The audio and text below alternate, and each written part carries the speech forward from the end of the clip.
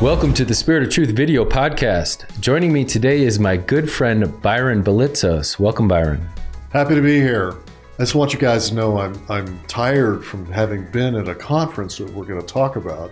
I'm not all myself from being standing on my feet for three, almost 4 days. Wow, I've worked some conferences doing Urantia Book outreach, and I know how you can get what we call conference brain. Yep.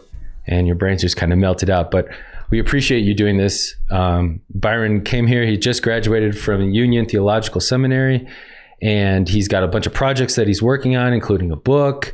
And he came out here to work this really cool Christian conference. Hopefully you'll fill us in on that. And it's a pleasure to have you here, man. Okay, man. Thank you so much. So tell us what's going on with this conference thing that you were just doing. So once you get into the field of theology, religious studies, etc., everybody goes once a year to the American Academy of Religion, which merged with the Society for Biblical Literature. There's two big organizations. So the two of them meet once a year. They also have regional meetings, which will be of interest to us, I think. Okay. And at which you give papers and you can have a booth. So if you have a denomination, you'll have a booth. You'll have a seminary booth. You'll have the denominational booth.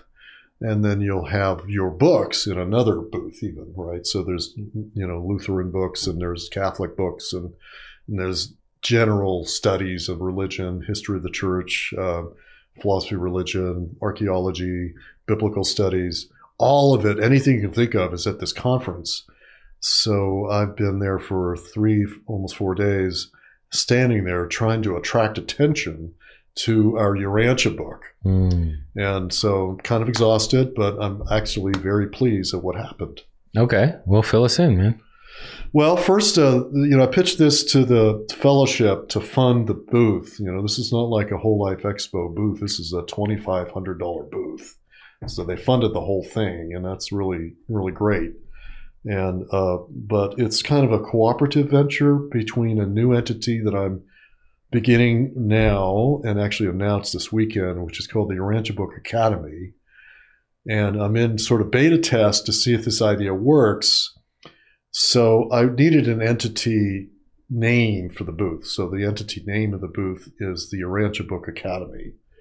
And so it would be an entry into the world of Christian theology, which you might call postmodern Christian thought, which is kind of what we are, and getting that on the map, on the radar of the Christian thought leaders, that is the professors, right? These are professors, that's what it is. And there's a lot of professors. There's thousands. I mean, you wouldn't think there's so much, but 7,800 was the tally of this thing. Wow. And so that's why we're all exhausted because we're basically trying to get their attention. They're walking by your booth and you're like, hey, you heard of the Urantia book? And they're like trying to ignore you because they think you're like the Hare Krishnas or something. Yeah, you're on the periphery of it all. Were you physically like maybe not in the front and center of the whole conference either? They didn't put us there. They put us on the far end of it. Yeah. And as far as the eye can see are these booths of these Christian, they're not Christian, they're academic, and they happen to be Christian theologians. And they're, you think of this as an academic conference, not as a Christian conference, but it's academic for the religious and theological scholars, really of the whole world. And so we have people from all over the world there that are Christian, Judaic, but also all the religions are represented there. So Buddhist studies very strongly represented there, Hindu studies, Mormon studies, right, and anything you can imagine. Adventist church had a big thing, but it's not the church; it's the academics of the Adventists and their seminary. So cool. They were near us. Well, it sounds like a perfect place for the Urantia book to get dropped in that stream of thinking. Totally is, but it's hard work, and because we've never really done it. Although I'm told that Mo Siegel attempted to do this in the 80s once or twice. Really hard to do this in the 80s, man. Things were much more rigid back then, So a lot of credit to Mo for trying. And I guess that was when I don't know, but I think that Meredith Sprunger was helping him at that time. And Meredith gave a paper at some point, I don't know what year, to the American Academy of Religion, which is a really cool paper. And that's the only thing we've ever done there in terms of a paper being given, because there are thousands, well, hundreds of papers being read. I mean, the book, just listing it, was 400 pages. Wow. Of all the different sessions, and panels, and papers. So anyway, Meredith gave a paper. So that, I thought it was 2005. I think that's the date I have. So since then, there's never been a presence at the American Academy of Religion. Wow. And so it was time for something like this. Well, that kind of touches on, and we're going to get into some of your projects too in a minute, but kind of this topic of so much work from my perspective, in the Urantia book, kind of building off of that foundation of Christianity, that it seems like a no-brainer for me. I mean, I have a Catholic background, so the pieces fit pretty quickly, but it seems like a no-brainer that would be a avenue of interest for the Urantia community to plant seeds. How's because you're a longer reader than I am, what's been your experience with this?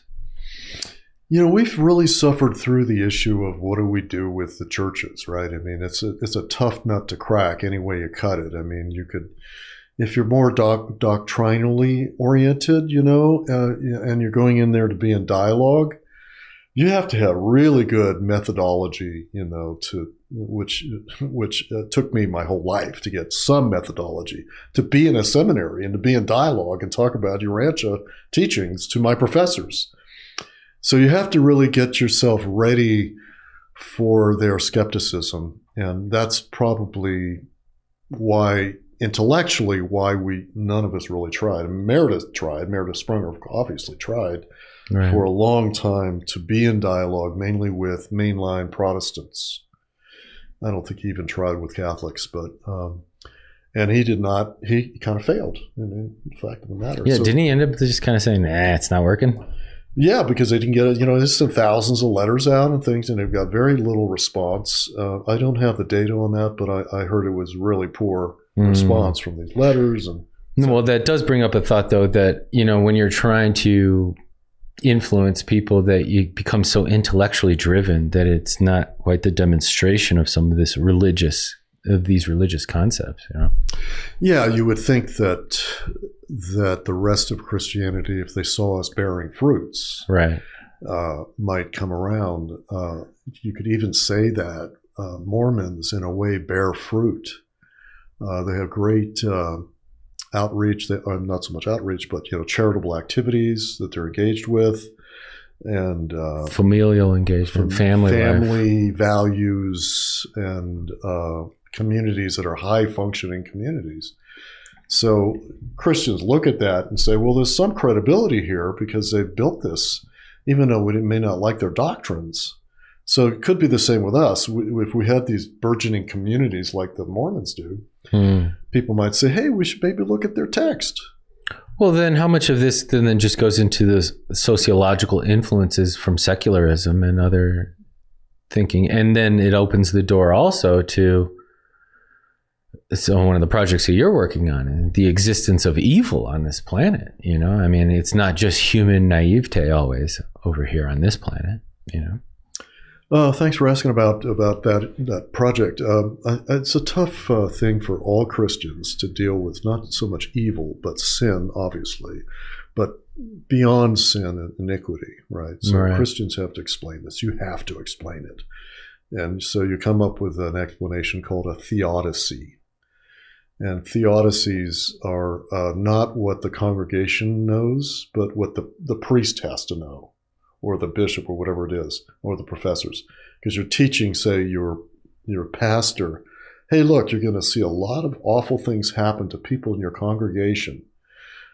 Injustice, early death, disease, things that are not fair, So how do you explain this, that a loving God is permitting these things to happen to my parishioners, right? So that discipline is really critical for Christians. So over the centuries, it's gotten better and better, really, really highly refined philosophy of religion having to do with evil. So what I've done in my current work and my new book is to show that history is really illustrious thought from Augustine and Aquinas and Luther and all these people, Kant and Hegel, and then the current people, Moltmann and other theologians that have taken this on. But they really got stuck after World War II. After World War II, the explanations had to be thrown out because after the Hiroshima, Nagasaki, Holocaust, and the toll of World War II really led Christianity into the pit. Because look at Germany. The German church was in favor of the war. Think about it. Not all the church, but the most of the church was pro-Hitler, right? So the German church, which was in a way the intellectual leading force in Christianity, was discredited. Yeah. So after World War II, German theology had to shift. And so then they're doing what the Urantia Book is doing as well, in the sense that they have to look like, who is this Satan that we've been talking about? And was this somehow involved with this conflagration that wrecked Europe? So the new theologies have to explain that.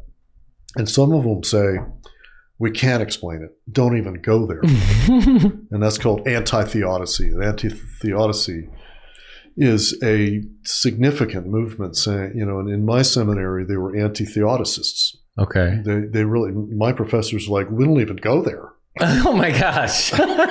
Okay. Yeah. That's shocking to me, because it's like if you're trying to find truth and you're just going to say, no, we follow truth, but not there. We can't go there. Yeah. But we do want to talk about ethics, golden rule. We want to talk about God's sovereignty. But when you press us on this, we don't have an answer, which we say it's mystery. Oh man. And that's not an invalid thing. You could say, God is infinite, the universe is huge, we can't explain everything. Maybe later we'll explain it. Maybe there'll be new revelation that will explain it. Well, guess what? We have a new revelation that explains it. So my professors there at Union Theological Seminary, who never heard of the Urantia Book, of course, allowed me to have a chapter in my thesis on the UB. Cool. So I once I got an okay for that, I just poured myself into this thing. And what I found was, over many months of research, that the UB actually does answer, or not just answer, but it's in dialogue with all the history of thought about evil, all the way back to the book of Job. Wow, cool. So that you can see that the authors are familiar with Augustine, Augustine, Aquinas, all these people I named, Luther for sure, that they understand what these guys are saying about evil, and they're going to speak to it directly. And sometimes not so directly. But so if you really delve into it for, actually in my case, almost 3 years, you see that the UB actually answers the worst questions. Number one is by revealing the Lucifer rebellion. Right. That's critical. Yeah. But more than that, by this more expansive view of deity, and also through the Supreme, right? So the Supreme gives us really the best explanation that evolutionary deity is evolving alongside with us, and kind of finding out as it goes, or as the Supreme evolves, how we deal with this co-creatively with human free will gone astray, right? And that there'll be these worst case scenarios, and there's certain planets, rebellion planets, that are the worst case scenarios. And God is big enough to handle this, but we have a two-tiered system in a way. We have eternal God and evolutionary God. So eternal God senses this from eternity, really. And evolutionary deity deals with it in every moment, right, of evolution. So it breaks down this way, in my view, which is that until modernity, you had to say only God is eternal. You couldn't say God is evolving. In fact, they didn't know what evolution was until 17th century. So you couldn't even use that to explain evil. Right, as a framework, even, yeah. Yeah, they had discovered evolution. I mean, that's kind of sad, So once evolutionary thought came in, then you could say, well, evil is relative to the fact that deity is not completed in its development. And so Christians were saying that long before the Urantia Book, not that long, but 100 years before. There was already the sense of evolutionary deity at the cutting edge of thought.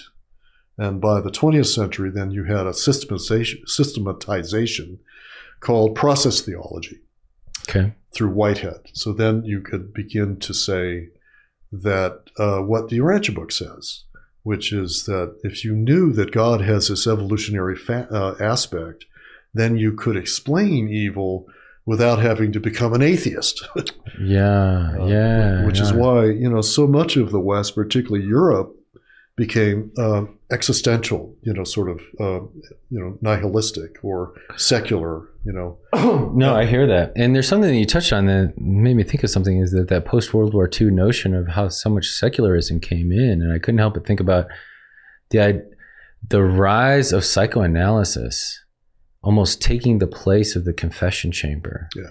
And all the importation of European psychoanalysis coming in, and then now giving this accredited opinion on people's personal disposition and getting whatever, maybe forgiveness by the patient or whatever.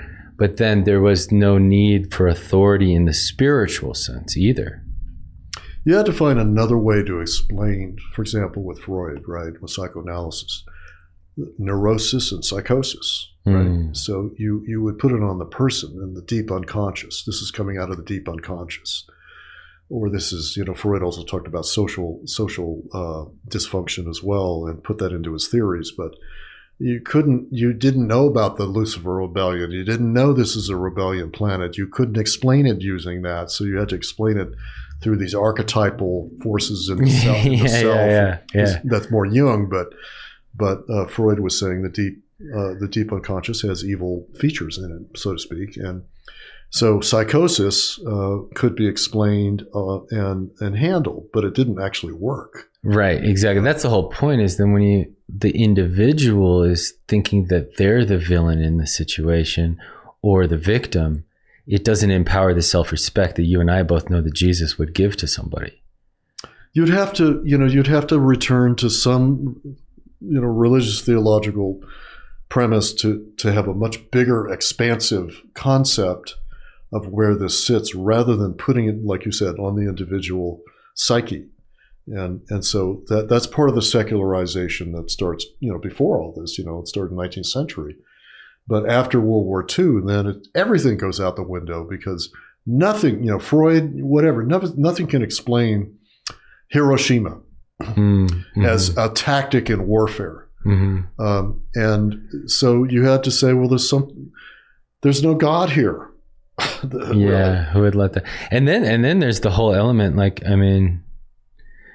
we as common everyday citizens see something that's happened in history, and we can look at it from different discerning points. But you and I both know that when there's a revelation on the planet, and this planet is stricken with rebellion, as your book is revealing, that there is a creative and focused attack on truth, and it doesn't play by rules, and it can scatter the truth as far as it's possible.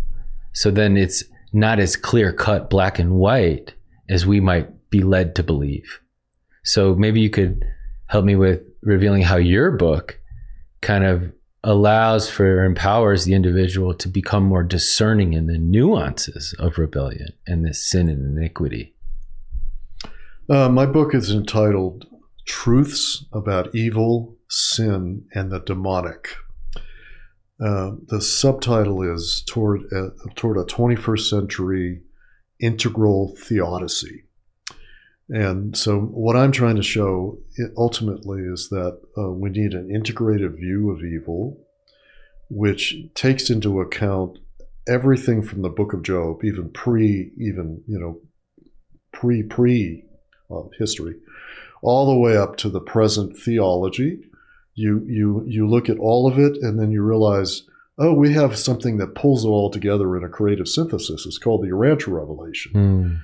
There isn't anything you can find in Augustine, Luther, anybody, you name it, that isn't touched on in the UB, which makes me think, again, they're not human sources exactly, but the UB is speaking to the tradition of the church and is built upon it. It's not separate from it. It's not inventing a new wheel about what evil and sin are. The language is the same that I read in seminary. It's the same lingo, more or less. Yeah, that's what I was touching on. Like, from my Catholic upbringing, it allowed me to connect to the Urantia Book very quickly and understand some of the lingo like you were talking about. There's a jargon, and every field has a jargon, and the Urantia Book is using their jargon. And that's one reason why, maybe younger generations, like, I can't relate to this Urantia Book. It sounds Christian to me. It sounds like a church thing. And totally. But that's on purpose, because that's where our wisdom is evolving from the fact that the Son of God incarnated here made this huge impact on the world. So they're grappling with it ever since. Well, let me put you on the spot here. Since so much of the work of the Urantia Book is built off of Christianity, and you and I both know, and with your book, that there's an existence of evil, sin, and the demonic on this planet, would then it be outside of the scope of reason to think that then there's an active mission to thwart both Christianity and the Urantia Book? That's a great question, Derek. Yeah, I would think that would have to be a Caligastian, opposition to the whole thing. And of course, we see that the subversion of the church, particularly the medieval, kind of church, which was oppressive and which was persecuting and burning people at the stake. This is a Caligastian kind of procedure. So, it doesn't go away. And so it's just more sophisticated. So, what you get with the Urantia Book is a lightning strike against the Caligastian influence by revealing who they are. Right. So yeah, they would be opposing it, and so it isn't like it's overtly doing it. You can be indirect. It can be all sorts of wily, strategies to discredit basic Christian morality, right? Demoralize people, and say there really is no truth. We're post-truth. And there really is, what is good is actually bad, and what is bad is good. I remember people saying that in the '60s, right? The good is the what's in is out, what's out is in. Yeah, all that. So it's and then they say like that the devil does everything backwards and upside down as well. So you can inculcate that in the next generation, that to be rebels, like I was one myself, and whatever, about the family, I was a rebel about that, about sexuality. Yeah, I come from that era. Yeah. And it was destructive. Some of it was creative. Definitely. We were too rigid, no doubt about it. Family structures were too patriarchal, no doubt about it. But the critique went so far now that we have these, critiques, we call them woke, critique of culture, which is an extreme version of what we were doing in the 60s and 70s. Which, pervades the Urantia movement.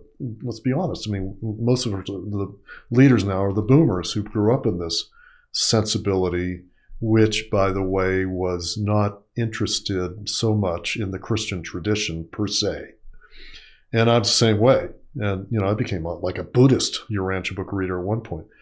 But we all came together in this notion that we're sort of above the churches now, and we have a new wheel we invented. So we're up here spinning this wheel, and the churches forget about it. Maybe have one guy, Meredith Sprunger, trying to penetrate, trying to get something. But we didn't really do much with that. So late in life, I've come to think that we need to do it anyway. Interesting. Yeah. Okay. Yeah. So. Well, when you look at, the importance of family, and then kind of in our society, it doesn't seem like that's highly valued as much as it once was. But yeah, you brought to my thinking the analogy between, probably if we did a survey, 99% of us wouldn't be totally 100% happy about our familial upbringing at home, right? Our parents had challenges, okay? And if we look at what the Urantia Book is built off of, it's almost like this home life of Christianity. And yes, Christianity and the church has had challenges. And if that's your background, you have to make peace with it. As if you want to be a person who's going to become successful with your own self-development, you got to make peace with your past, right? So how can we continue to progress instead of cutting out and canceling, like you're talking about in this new culture of our past? It's like, yeah, nobody had a great upbringing. But as you also brought to the point, is that critique of the church is nothing new. This has been going on for a very long time. Can we come up with something else now? I mean, the church has always been self-critical until you got to the idea that the Pope was infallible. Right. But prior to that, there was always councils of the church where they criticized themselves. And if you look at the record, they were not as oppressive as people think.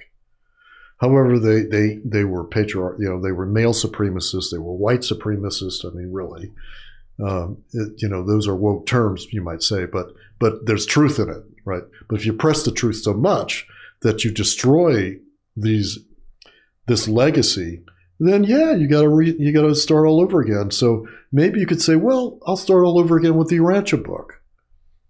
But if you do that, which is what I felt I was doing, trying to start all over again, you're going to make all the mistakes that the church made. You make all the same mistakes, and so we need to, as I was saying to you this morning, Derek, I think it's common sense that you don't cut yourself off from your past just because it had some trauma. Right. You go back there and you find the nuggets and the gems, which is what happened with human sources, right? You find the best thought gems of the past. And that right there, the book's already telling you, we're looking at the past. We're taking the best ideas of 1,000 human thinkers about the life of Jesus, or was it 2,000, that we put into part 4. So it's already telling you, go back to your past of Christianity and use the best stuff. Now, this is where then rebellion comes in the existence of this type of sin and demonic, and not to be paranoid, but if there's a publication that says, hey, look back and look at Jesus again and look at what he was really doing, and maybe this can inspire self-respect in one's lives, then in my mind, I mean, I played football, I played quarterback. We used to watch tape of the opposing defense, for hours and hours to be ready to plan what they might put up against us come the game. Oh. So don't get me wrong, that's happening on both sides, right? So even the Urantia Book says that Satan was able to come and visit Caligastia up until the point of the Urantia Book being revealed. So there is opposing plan. And I guess that's what I'm getting at, is that why I'm appreciative of your book is that it's taking in realistic terms, saying, hey, look, man, this is going on. And if you want to stop being confused, you might want to have a discerning look at this stuff and have a new framework as to what good is doing and what the pattern of rebellion might keep doing. Yeah, rebellion is going to tell you we got to throw out the baby with the bathwater, right? Basically, right. Because if you do that, you do have a lot more freedom. But evolutionary deity tells you, because evolutionary deity is cumulative. All that needs to be saved is preserved in the Supreme. It's also preserved in your soul. Your soul is inclusive of your past. And the past of the collective is included in the Supreme. So why don't we as a Urantia movement do what the soul is doing and do what the Supreme is doing and draw from our past, because that is our collective soul. Mm. So that's another way to say what I'm trying to say. And the reason, coming back to the booth that we had this weekend, and why I'm so exhausted, is that I feel we have to make up for the fact that we jettisoned our own tradition. So doesn't mean we're going to become Catholics or mainline Protestants, although many of us are. It means we use the tools and the wisdom that they hard fought, hard won wisdom.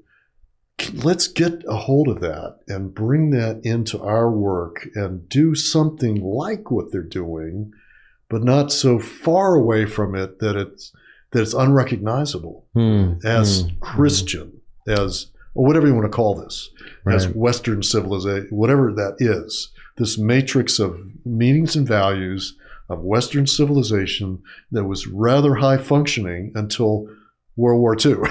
or even World War One. So yeah, that revealed the sin and the iniquity in the shadow side of Western civilization. But it's not all shadow. So I'm advocating. So I've started this entity as an experiment called the Urantia Book Academy, which is trying to have a new approach to Urantia Book education, which is you're not just reading the text by itself. It's what I would call intertextual. So you have the Urantia Book in relation to these books like these, where not just the human sources, but the entire tradition, Judeo-Christian, Jewish as well, or even Buddhist or whatever. Those are the human tradition. Read their books and do comparative work with the Urantia Book in relation to these things rather than in isolation from them. Right. It illumines our text. Our text is already in dialogue, as I show in my book. It's already in dialogue with this area of the problem of evil, but it's in dialogue with all the problems of the Western civilization.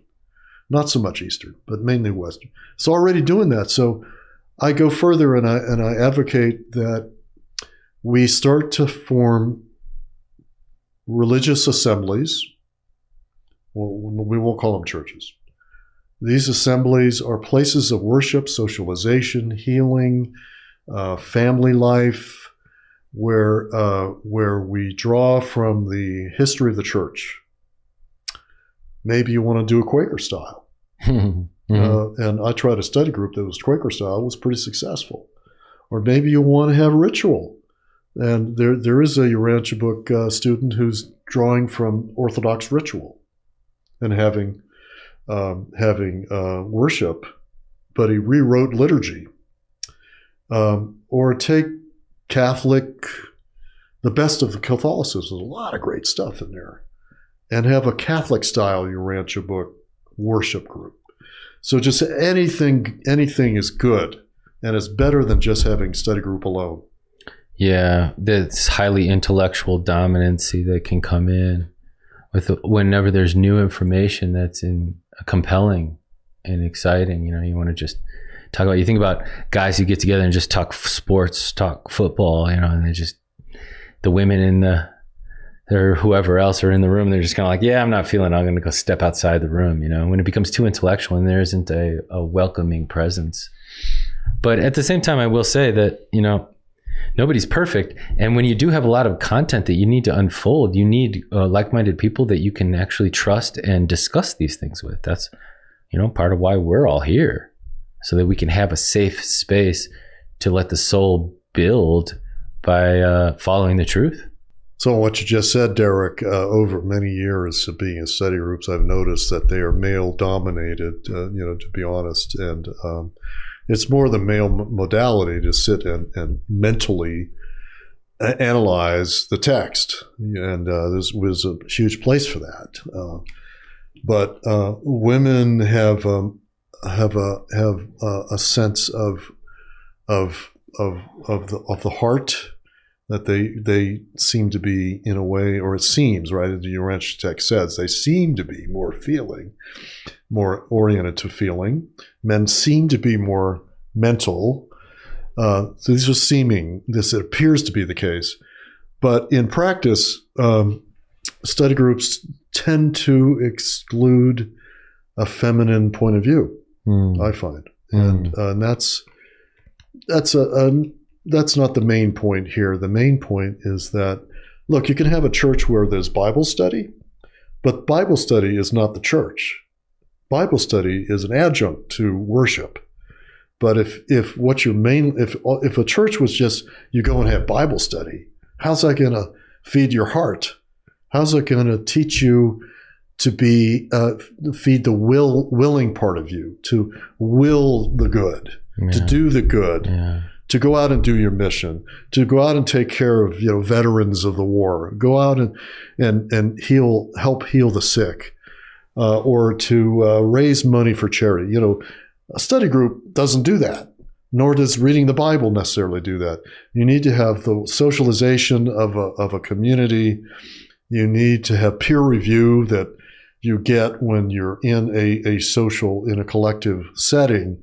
You need to have silence, worship, and prayer time as a group. You need communion. You need a union of souls where the heart can expand and feel what the issues of the day are, so you can be inspired to go out there and change the world. And so, reading a text doesn't do it. Yeah. It does a lot. It does something. That's why we have universities. But we are doing something that is unique, which is we're feeding the human spirit with what it needs to do the work in the world to save this planet. Right? I'm a boomer. I'm into saving the world, and we think we're doing it by reading the text. Right. But that's just creating the mental framing for the rest that is the really hard part, which is getting the mental doing, the actual doing. I mean, when we look at it, like, okay, you could read something that's so out there, that's so cool that you feel special just having attained this text or this information, whatever it is. But then there's this whole other challenge is, okay, what are you going to do with it? Now that you're different, how are you going to affect real change? Yeah, well said. I think that there's a level of engagement with a sacred text where you have to master the text. There's no doubt about it. You have to do that. And the reason I'm interested in possibly starting a seminary, actually, is that we want to train ministers, pastors, world servers, light workers, if you will, to do their homework, get their intellectual work done so that they know what they're doing in their conscious mind. I am serving in this way because the text teaches this as an imperative, and it gives me an analysis of the situation, of the scene, of the social scene, and of the psyche. What is in the psyche? What are the parts of who I am? You need to know that stuff if you're ministering. Which is why seminaries train people for 3-4 years, almost like you're training a doctor. They have to know the anatomy of the self, of the spirit. What are we addressing when people are in grief? What are we addressing when you're having a wedding? It's a different thing you have to understand that you're doing as a minister. So we need Urantia ministers that minister the way Christians are already doing. But we have the addition of a much better understanding of the universe and of who Jesus is. We can do a lot better ministries than these people, in theory, right? In theory, yeah, because it takes that individual. It's like we could, should, whatever. The Denver Broncos should win the Super Bowl every year, in my opinion. But it's like, if you don't have the individuals who have that fire to do that and can share that fire with others, a spiritually transformed individual, not a spiritual text loyal individual. You know what I mean? Yeah.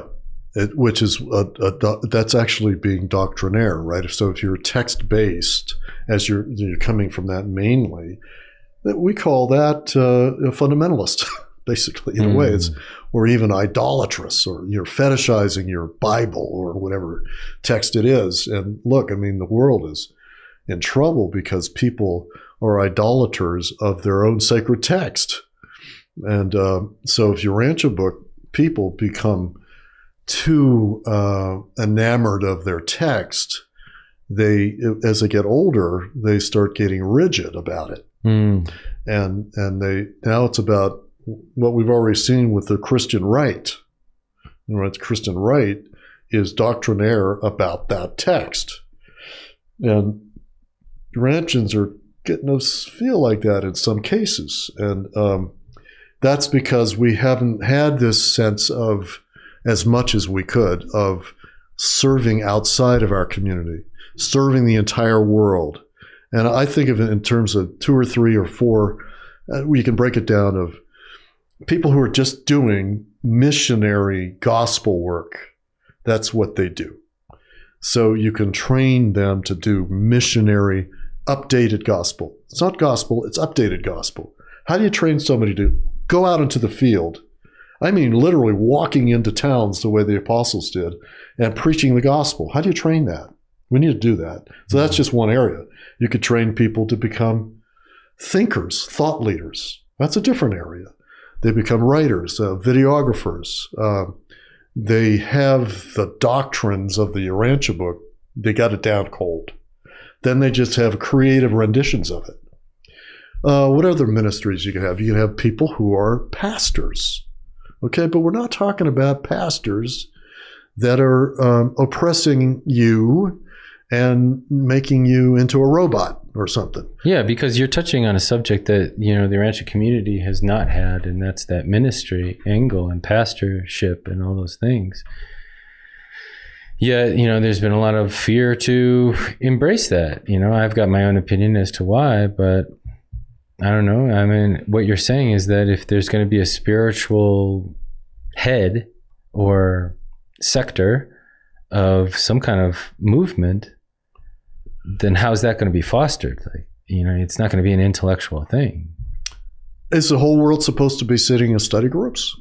Right. I mean, if that's where this is going. No, the whole world is supposed to be living the teachings of the master in these different expressions. And you could, there's a discipline called ecclesiology, and also the discipline called missiology. It's the study of mission that you get in a seminary, and I got a little bit of that in the seminary. And it's a library of thousands of books on this stuff, and they've already tried everything, and they know what works. What does it work when you go to Africa on mission? We know what they've made a lot of mistakes. I mean, terrible things. They colonized those nations in order to preach the gospel. They colonized a place, so that you don't want to do that, right? And you want to. So we can learn from that, but I don't think you say, no, we're not going to have ministers because we're beyond that. No, I don't think we're beyond that. We need leaders. Yeah, I almost look at it like health and fitness. Like, if you're looking at a planet where there's so much disease and unhealth, then you might need a couple personal trainers along the way. Yeah. You know what I mean? Yeah.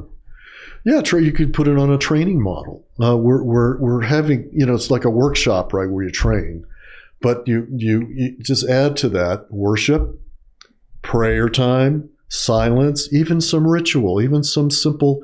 Well, we have one sacrament at least in the Urantia tradition. We have the sitting down and breaking bread together. Yeah, the Last Supper. The Last Supper, and that Jesus. So in theory, we should be sacramental.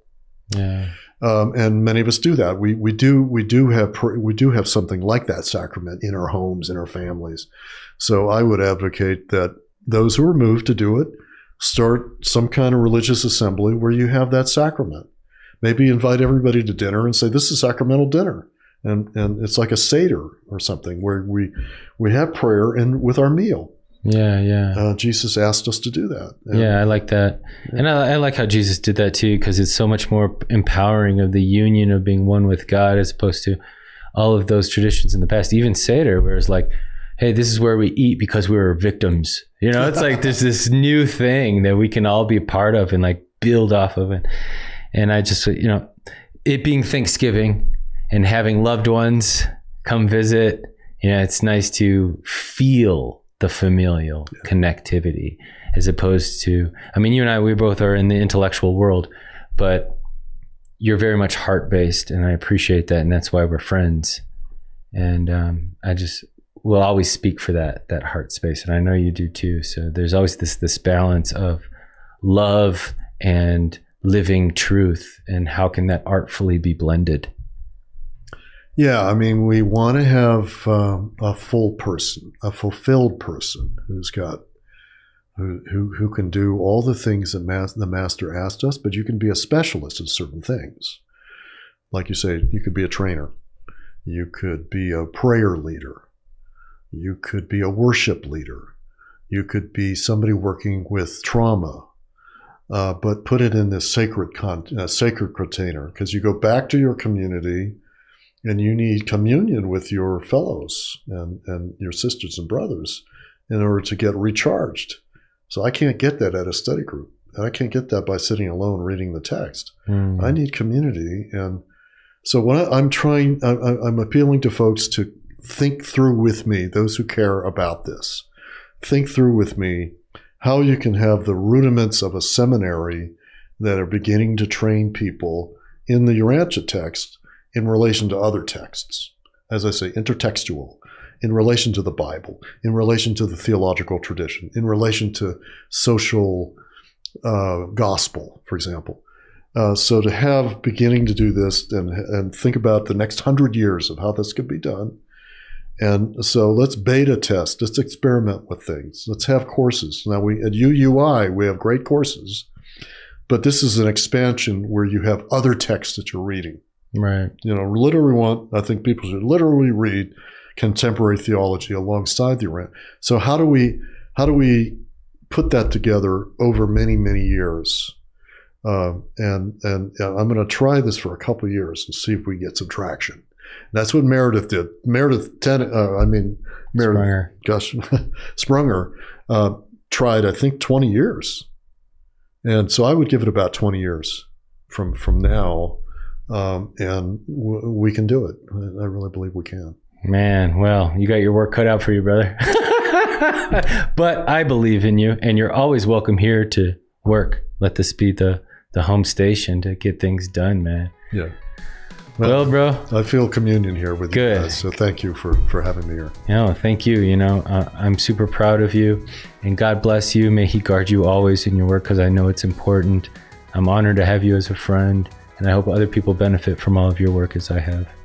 Thank you so much, Darren. Yeah. Well, yeah. God bless you, and come back anytime, man. And blessings in your new career coming up here. So we're all praying for you. Thank you, buddy. I appreciate it. All right. Well, God bless you guys. Thanks for joining us. Leave a comment, and we'll see you next time.